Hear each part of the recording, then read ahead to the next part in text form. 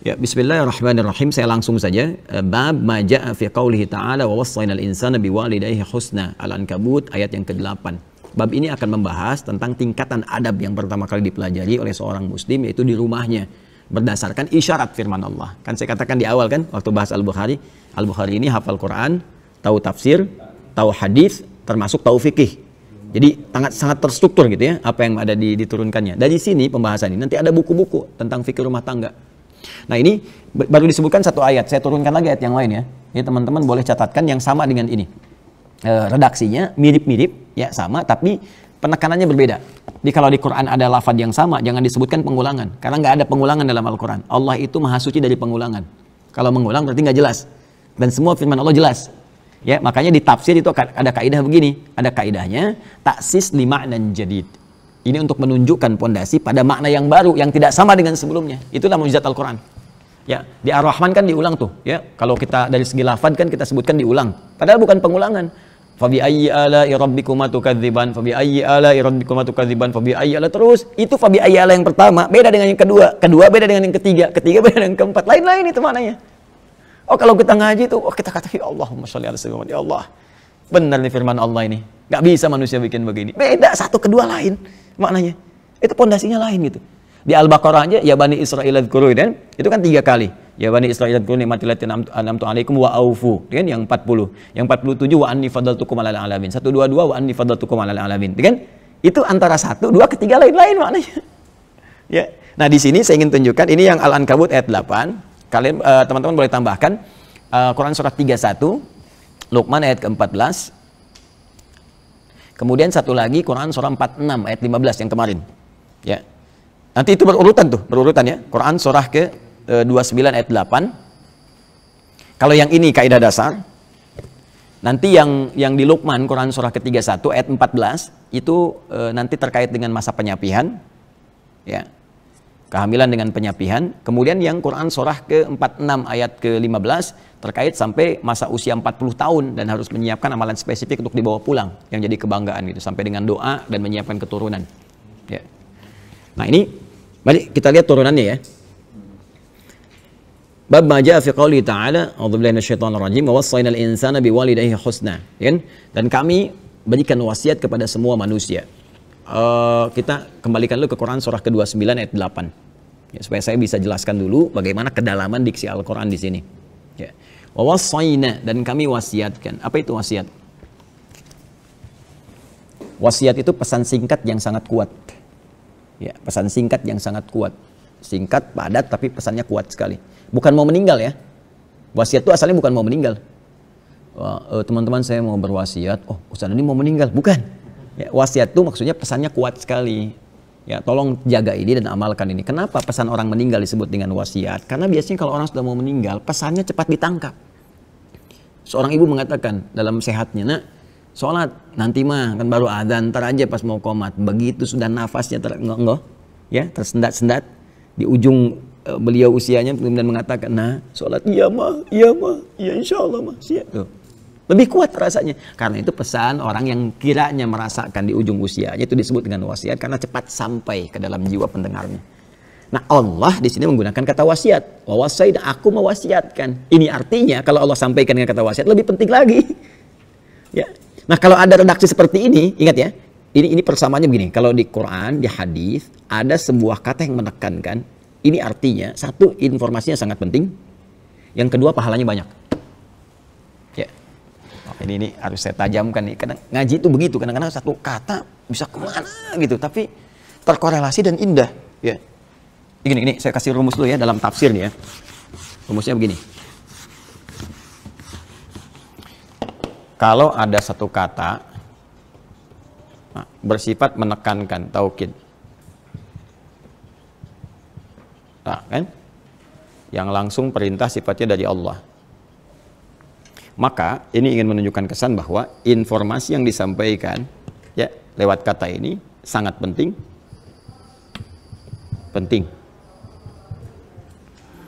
Karena sangat penting, maka konsekuensinya pahalanya banyak, besar. Nah. Karena pahalanya banyak, maka pengaruhnya adalah satu, bisa mempercepat terkabulnya doa. Nah, kedua, bisa mempercepat terampuninya dosa, gugurnya dosa-dosa. Terampuni dosa. Lihat bagannya tuh. Sini, sini, sini, sini. Yang menggunakan kata penguat tuh banyak. Ya, yang menekankan itu. Ada yang pakai inna misalnya. Inna tuh, ya. Kalau innanya begini, itu baru hurufnya. Kalau sudah pakai tambah nahnu tuh bisa disingkat jadi na panjang begini. Ya, inna pendek begini ditambah dengan na, gini disatukan menjadi gini, inna gini. Ya. Na-nya ini berfungsi menunjukkan keagungan Allah. Ya, sekaligus pentingnya informasi yang disampaikan. Saking pentingnya Allah menyampaikan dengan keagungannya. Kalau ada yang begini, pakai inna begini, ini berlaku hukum ini. Contoh di Ramadan, Quran surah 97. Inna anzalnahu fi Lailatul Qadar. Pakai inna berarti infonya sangat penting. Pahalanya banyak. Berapa pahala di malam Al-Qadar? Lailatul Qadri khairum min alfi syahr. Sekarang saya tanya, kalau di malam Al-Qadar berdoa terkabul tidak? Terkabul. Dosa diampuni enggak? Masuk kan prakteknya kan? Nah, sekarang kalimatnya langsung menggunakan kata, diksinya bukan huruf lagi. Wa wassayna. Wasi pakai na lagi di ujungnya. Ya, wa wassayna. Wassayna. Wassa aja ini udah mewasiatkan. Wassa, yuwassi, ya kan? Atau ausa, yusi, wassa, yuwassi. Ada ausa, yusi, ada wassa, yuwassi, ya. Pakai na lagi. Nih, untuk menunjukkan keagungan. Wassa saja udah menunjukkan makna yang sangat penting. Kalimat yang singkat, padat tapi sangat penting. Seakan ingin mengatakan begini. Nah, saya terjemahkan dari nak dulu. Demi keagunganku, kata Allah. Ya, aku berikan info yang sangat penting kepada kalian. Aku tekankan ini. Ya, fokus baik-baik gitu. Nah, itu seperti itu kurang lebih ya gambarannya. Kemudian al-insana. Manusia. Di terjemahan disebutkan manusia. Manusia itu disebut dengan 5 nama di Al-Quran. Ada bashar, 35 kali disebutkan di Quran. Ada ins, ya dipasangkan dengan jin, ya ma'syaral jinni wal ins, 18 kali disebutkan di Quran. Ada nas, ya 241 kali disebutkan dalam Al-Quran. Qul a'udzu birabbin nas. Ada bani Adam, ya bani Adam khudzu zinatakum 'inda kulli masjid, 7 kali disebutkan dalam Al-Quran. Ada insan, 65 kali disebutkan dalam Al-Quran. Dahsyatnya Al-Quran, kalau kita lihat di terjemahan, semua terjemahannya sama manusia. Tapi lafadznya berbeda. Dan ini menunjuk pada penekanan yang tidak sama. Kalau disebutkan bashar, ingin menunjuk tampilan fisik yang bagus, halus, sekaligus ada punya potensi nafsu. Jadi kalau kita mau belajar memanage nafsu, cari kata bashar di Quran, pelajari itu. Ins, untuk menunjuk sifat kelembutan dan harmoni manusia. Yang beda dengan jin. Ya, kalau jin itu tersembunyi, kemudian cenderung kasar, makanya jin itu tampilannya kasar. Ya, nggak ada orang kemasukan jin jadi ramah misalnya. Permisi Ustaz, ingin ikut taklim, sedang kemasukan jin, mustahil. Ya, pasti dia mengacau dan sebagainya. Bedanya manusia lawannya ins, lembut, nampak. Ya, jadi kalau ada manusia itu mohon maaf, ya senang bersembunyi, itu berarti sedang keluar dari fitrahnya.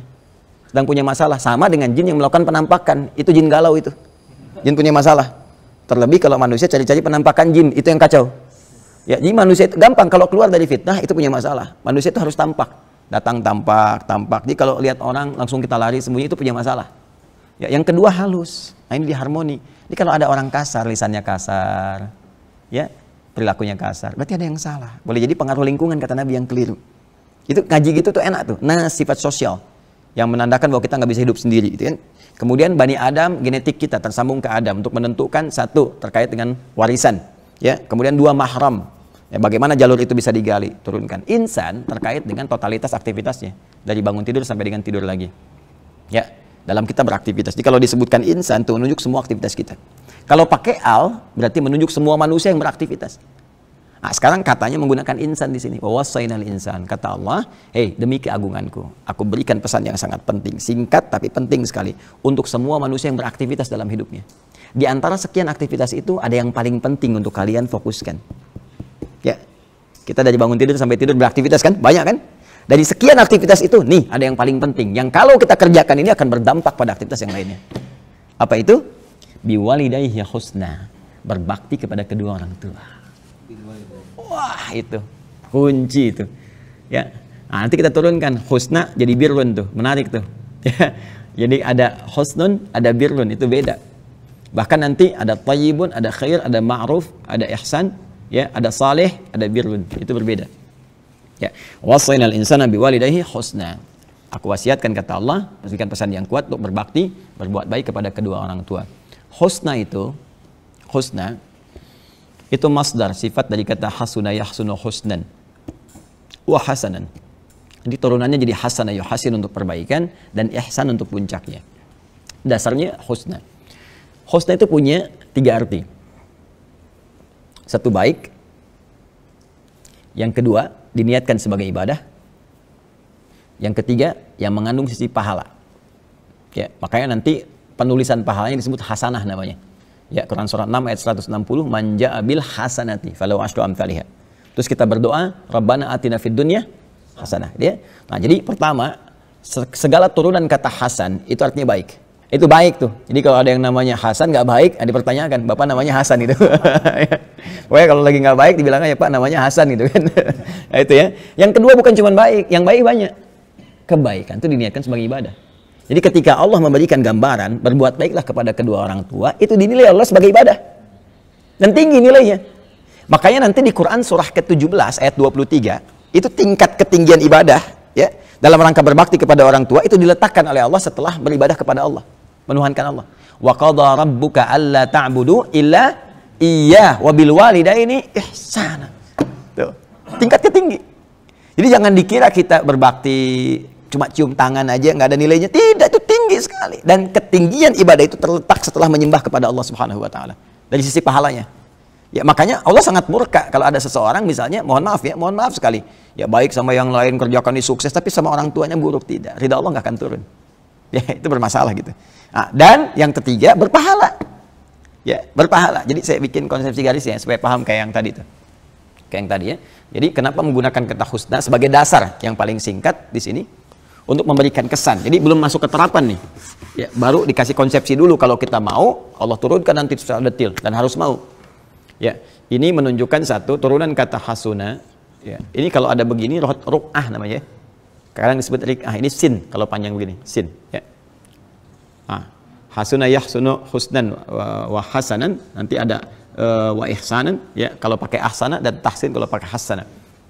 Ini menunjukkan, garis ini menunjukkan 3 hal. Satu, segala perbuatan yang baik mengandung nilai ibadah dan berpahala. Kita praktekkan dengan ayat ini dalam konteks bakti kepada orang tua. Orang tua. Ya. Wassainal insana biwalidayhi husna. Kami wasiatkan kepada setiap manusia untuk berbakti kepada kedua orang tua. Menggunakan kata ini, turunan kata ini. Artinya apa? Bakti di sini menunjukkan perbuatan baik.